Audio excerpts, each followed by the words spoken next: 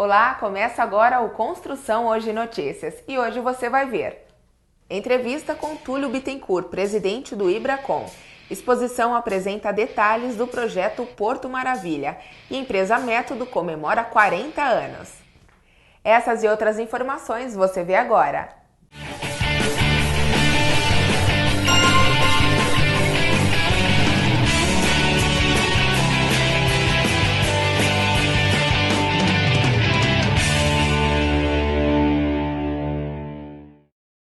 A falta de informação é uma das dificuldades na hora de recuperar a malha rodoviária no Brasil. Acompanhe a entrevista com o presidente do Ibracon, Túlio Bittencourt, que fala sobre essa e outras questões. Eu acho que a gente fazer recuperação, fazer manutenção, a gente requer uma quantidade de informações que não necessariamente estão só nos órgãos do governo, né? Nós precisamos extrapolar isso, nós temos tecnologias mais avançadas de detecção e quantificação do nível de dano que as estruturas estão submetidas e que isso não cabe só, essa competência não está só nos órgãos do governo. Os órgãos do governo precisam estar qualificados para acompanhar, para garantir a qualidade, para demandar um nível de qualidade, mas isso claramente exige um esforço muito maior do que a capacidade do governo a responder às necessidades que nós temos. E nós precisamos principalmente de ter conhecimento, porque a grande dificuldade de você recuperar, às vezes, a maioria dessas pontes, é que nós não temos, às vezes, as informações de projeto dessas pontes.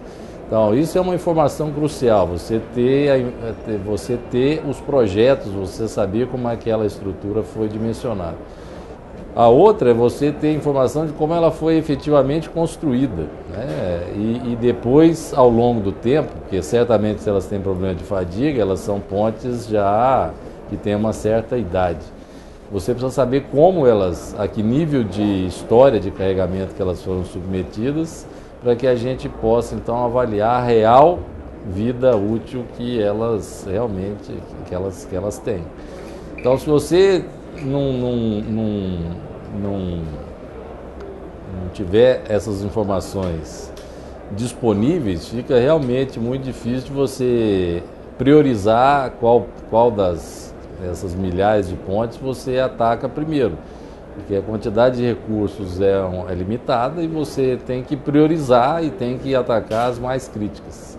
Então, hoje existem métodos, por exemplo, de não destrutivos, mais complexos, mais modernos, para você fazer uma avaliação mais precisa da real condição dessas pontes.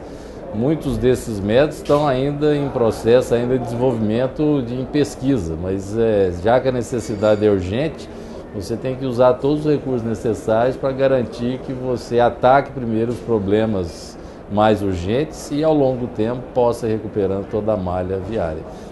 Olha, a história é fundamental. Se você souber a história, até a nossa mesmo, né? Se você sabe a sua história, você sabe o seu histórico de saúde, você tem condição de ter uma vida melhor, né?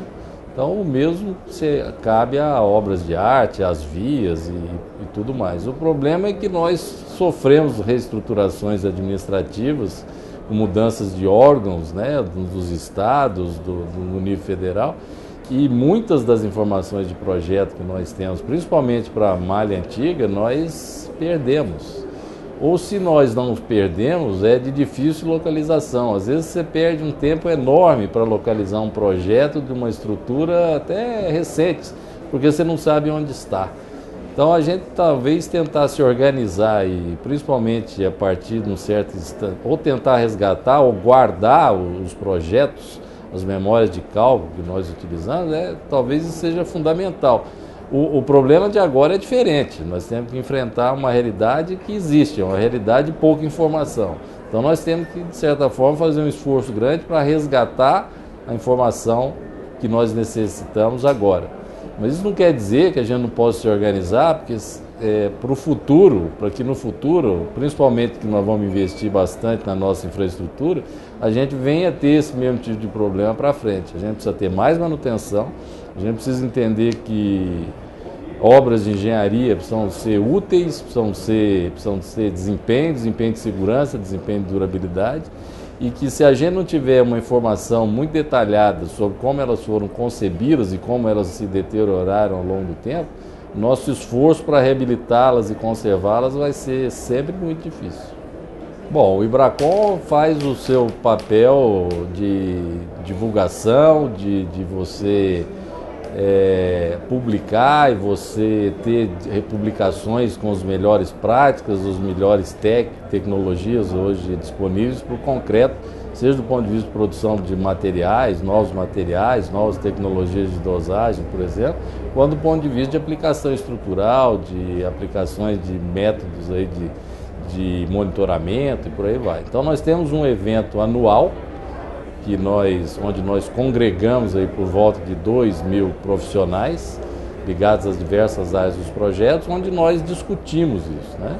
Nós temos sempre a participação de empresas, construtoras, de órgãos do governo, por exemplo, um grande apoio da área de barragens, né, onde o concreto é muito aplicado, mas também, ultimamente, muito preocupado com a área de infraestrutura. Nós temos um evento sobre infraestrutura no Ibracon, anual, e além disso, em 2016, nós vamos trazendo aqui para o Brasil um congresso internacional que trata justamente sobre esse tema, que é o congresso do IABMAS. Em 2016 vai ser realizado aqui com apoio do Ibracon, com apoio da Escola Politécnica, da Universidade Federal do Rio Grande do Sul, porque nós queremos trazer para aqui os grandes especialistas do mundo para que a gente possa difundir mais as tecnologias que existem nessas atividades. E com isso a gente queimar etapas, né? A gente procurar usar o que tem de mais moderno para a gente ter recursos e ter condições e conhecimento de recuperar rapidamente a nossa malha viária e, além disso, construir o que nós precisamos, a nossa nova infraestrutura, baseada agora em condições muito mais sólidas de poder ter um prognóstico, né, do que vai acontecer com elas no futuro. Então, essa associação se chama International Association for Bridge Maintenance and Safety, e certamente nós vamos convidar os diversos parceiros, o governo, o DENIT, a MTT, para que a gente possa difundir isso com a maior amplitude possível. No próximo bloco, exposição apresenta ao grande público detalhes do projeto Porto Maravilha, no Rio de Janeiro.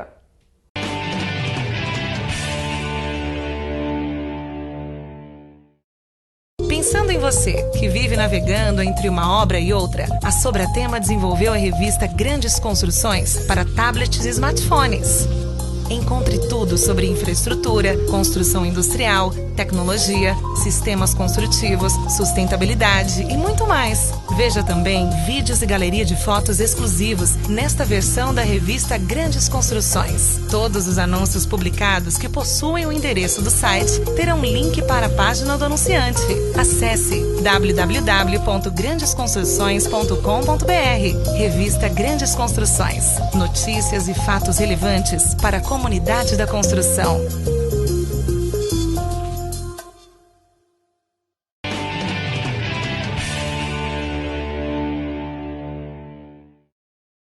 Há pouco mais de um ano, a Sala de Exposições Meu Porto Maravilha foi inaugurada no Rio de Janeiro.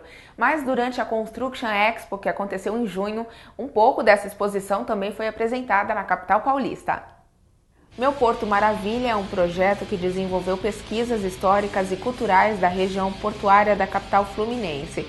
E com esse material tem a intenção de apresentar ao grande público detalhes sobre a revitalização dessa área. Nós quisemos trazer essa experiência lá do Rio, que já está funcionando aqui para o público da feira, né? A gente montou esse projeto no ano passado, né? A gente está fazendo um ano agora que ele está em funcionamento, e lá essa grande exibição que nós temos foi montada com o objetivo de informar o público, né? Deixar o público a par do que nós estamos fazendo, né, o grande projeto do Porto Maravilha, né, quais são seus conceitos, né, seus objetivos, e mostrar toda a dinâmica e o escopo do nosso trabalho, né, da concessionária Porto Novo. e também a questão da gestão e da integração que a gente tem com o poder concedente, que no caso é a Prefeitura do Rio de Janeiro, através da Companhia de Desenvolvimento Urbano da Região Portuária, SEDUR, né?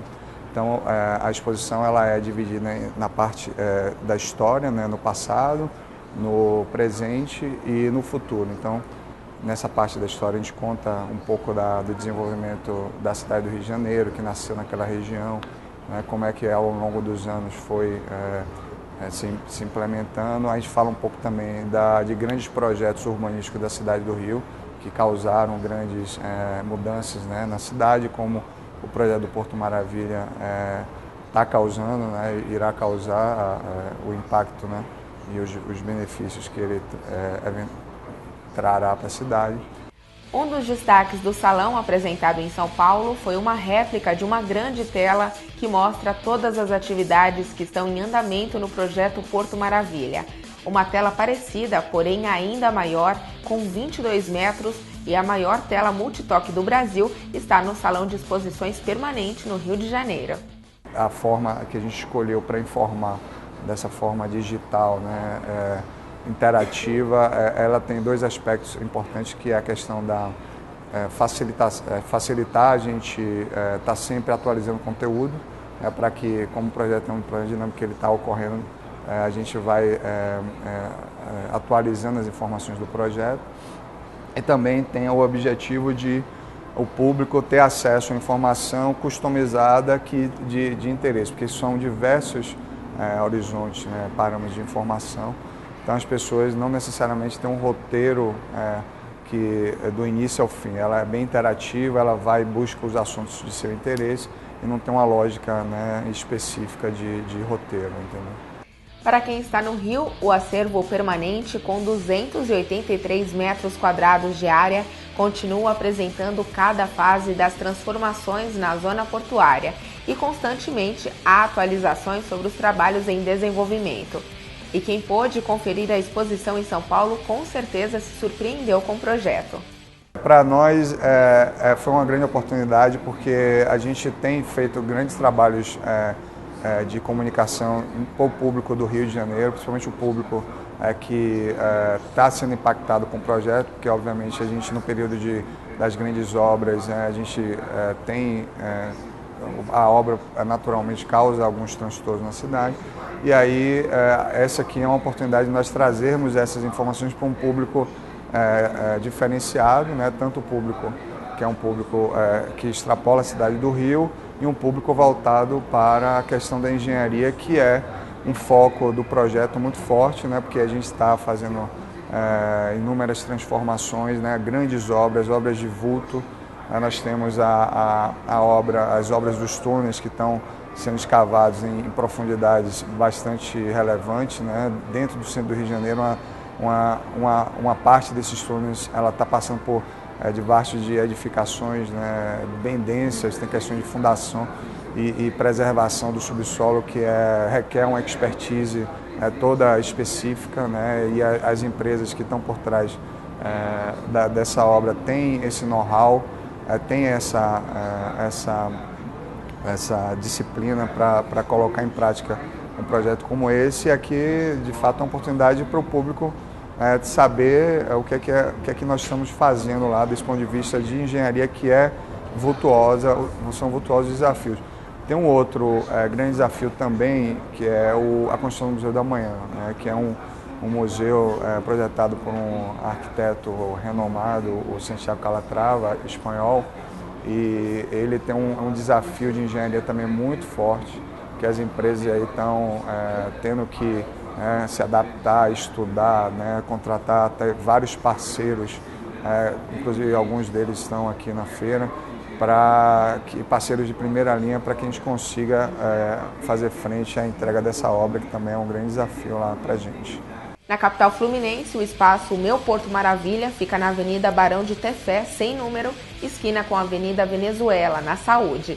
O horário de funcionamento é das 10 às 20 horas de terça a domingo, com entrada gratuita. Veja a seguir: 40 anos de história e pioneirismo da Método Engenharia.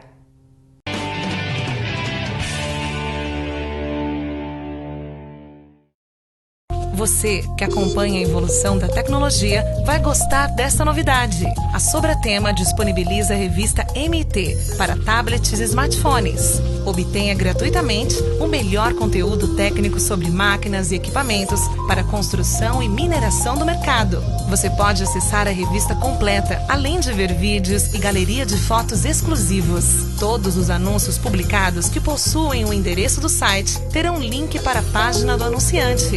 Leve para onde você for as informações que irão ajudá-lo a entender profundamente o setor. Acesse www.revistamt.com.br. Revista MT. Faça parte da evolução tecnológica do setor.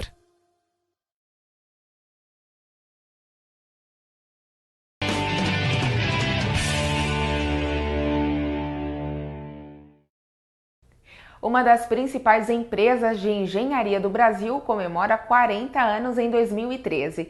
Conheça a trajetória da Método e a sua influente participação no mercado da construção aqui no país. Bom, acho que nós tivemos um primeiro momento que foi a infância da Método, foi de 1973, quando ela foi fundada, até os primeiros anos da década de 80. Era um momento muito favorável para uma empresa de construção que estava se iniciando, um ambiente econômico muito favorável. Esse ambiente se deteriorou no final dos anos 70 e principalmente no início dos anos 80, quando o Brasil teve que fazer um forte ajuste fiscal. E naquela época o principal cliente do setor de construção civil era o governo. Então esse ajuste fiscal do governo se traduziu em menos investimentos e afetou diretamente o setor de construção civil. Passamos inclusive por uma crise forte no 82, no ano de 1982 e no ano de 1983. Naquele momento nós estávamos com um número grande de obras públicas e as obras foram interrompidas subitamente. Numa única obra que nós tínhamos aqui em São Paulo, nós tínhamos 1.700 trabalhadores que nós tínhamos que dispensar num único dia. E em função disso, então, nós decidimos deixar de trabalhar com o governo e preparar a empresa para trabalhar exclusivamente no setor privado. Então, fizemos essa transição nos anos seguintes e aí passamos por um segundo período, que aí talvez período de adolescência da empresa, onde nós passamos a trabalhar então num mercado que era muito mais competitivo, porque o Brasil nesse período, do início dos anos 80 até o início dos anos 2000, ele cresceu em ritmo lento. Foi um período em que o setor de construção civil teve um baixíssimo crescimento. Nós tivemos que nos adaptar num outro tipo de conjuntura, com inflação alta. Então, nesse período, nós decidimos que para enfrentar essa conjuntura, nós precisávamos buscar qualidade, melhorar nossa qualidade, nossos produtos, ter flexibilidade, a empresa ser flexível para se adaptar a essa conjuntura de turbulenta e ter condições para melhorar a produtividade. Nós começamos, em meados dos anos 80, um caminho estruturado de buscar, ao mesmo tempo, o desenvolvimento da tecnologia, desenvolvimento tecnológico, o desenvolvimento dos nossos recursos humanos e o desenvolvimento da gestão, dos processos de gestão da empresa. Então foi neste período que a Método começou a investir fortemente na qualificação da mão de obra. Nós então criamos os primeiros programas de alfabetização dos canteiros de obra, os programas de qualificação, que iam desde do pedreiro, carpinteiro até o mestre de obras. E o foco da nossa política de recursos humanos nesse período foi o trabalhador. E no final dos anos 80 e início dos anos 90, nós fizemos uma parceria com uma empresa canadense. E aí nós começamos a perceber que, vamos dizer, trabalhando dentro dos sistemas e processos construtivos que nós tínhamos naquela época, a gente não conseguia aumentar a produtividade, que nós precisávamos começar a trazer processos construtivos melhores. Mas aí significou que o foco da nossa estratégia tecnológica vamos dizer, começou a passar pela engenharia. E o foco da política de recursos humanos aí se transferiu para a engenharia. Então nós não mais para a mão de obra direta, porque era mais importante, os ganhos que a gente poderia ter de produtividade, de qualidade, inovando na engenharia, eram muito maiores do que aquilo que a gente poderia conseguir com racionalização e treinamento da mão de obra. Então, o conceito que nós adotamos é que não existe obra melhor que seu projeto. Se nós queremos melhorar a obra, nós temos que melhorar o projeto. Começamos então uma terceira fase, que foi essa fase de desenvolvimento, dando mais foco no desenvolvimento tecnológico e na engenharia. Aí, inclusive, passamos a terceirizar a execução das nossas obras. Então, desde o início dos anos 90, praticamente toda a mão de obra direta nas nossas obras é terceirizada. E aí começamos um quarto período na história da empresa, que foi de 2005 para cá, onde houve uma reestruturação societária, uma redefinição da estratégia da empresa, e nós decidimos aí nos concentrar no nosso core business, que sempre foi a construção. E em 2008 nós redefinimos a estratégia da Método e decidimos fazer uma diversificação dentro do setor de engenharia e construção, que era trabalhar não só na nossa área tradicional, que é edificações, mas também ampliar para o segmento de indústria pesada e infraestrutura. O primeiro desses setores é óleo e gás, destacadamente o setor que o Brasil mais vem investindo. Já temos alguma coisa no segmento de mineração, mas a nossa intenção é estarmos presentes nesses outros segmentos de energia, de siderurgia. As obras com a Método são sempre obras diferenciadas. Ela nunca pega uma obra, não são obras corriqueiras. Uma obra sempre é diferente da outra. Então, a Método ela preza muito pela qualidade e isso para nós também é bom porque a gente vai sempre se aperfeiçoando, né? Eles são uma empresa inovadora porque eles acreditam muito nesse processo de já industrializar a fachada, que para ele tem um retorno interessante em velocidade de obra, até em limpeza de canteiro. Acho que também inovador é o lado dele apostar em uma empresa nova. Eu acho que isso é interessante até para a própria cadeia produtiva, porque a construção civil é carente de empresas especializadas e a fachada não deixa de ser uma peça importante nesse quebra-cabeça da obra. Aprecio muito o trabalho da Método pelo cuidado com que ela desenvolve uma obra e pela incentivo à pesquisa que ela permita nos seus projetos aos seus funcionários. Foi ela quem construiu o Hotel Unique, né? E foi ela quem construiu também o Instituto Cultural Tomi Otaki. São duas obras que eu considero muito significativas e a contribuição da Método foi fundamental no sentido de participar junto comigo, com os arquitetos, para que a obra atingisse o nível que conseguiu. Isso fundamentalmente porque ela, a construtora, tem imbuído dentro dela esse sentimento de construir com cuidado, com entusiasmo e fazendo com que a arquitetura a construção represente bem a arquitetura e a técnica brasileira. Eu acho que daquilo que a gente definiu como nossa missão, uma das que mais eu acho que tem a ver com o nosso DNA é de ser um agente de progresso e de evolução do setor e da sociedade como um todo. Quer dizer, eu acho que uma coisa que nos orgulha na Método é que nós fomos pioneiros em um monte de coisas que no passado pareciam difíceis, até impossíveis, e hoje são coisas que você vai em qualquer obra e você observa. E o Construção Hoje Notícias fica por aqui. Até mais!